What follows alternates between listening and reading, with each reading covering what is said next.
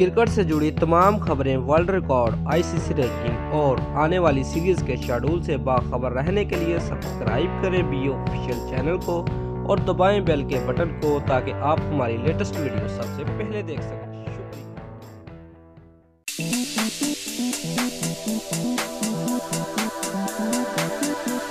Viewers, Pakistani team के साबिक allrounder Abdul Razzaq ने अपनी ही मौत की तरदीद करते हुए वीडियो पैगाम जारी कर दिया। तफसीलात के मुताबिक समाजी राब्ते की मुख्तलिफ वेबसाइट्स पर कौमी क्रिकेट टीम के साबिक ऑलराउंडर अब्दुल रज़ाक की कार हादसे में मौत की झूठी खबरें और जाली तस्वीरें ज़ेरे गर्दश थीं। व्यूज, इंटरनेट पर साबिक बल्लेबाज की ऐसी तस्वीर सामने आई कि अब्दुल रज़ाक को खुद ही मैदान में आना पड़ा।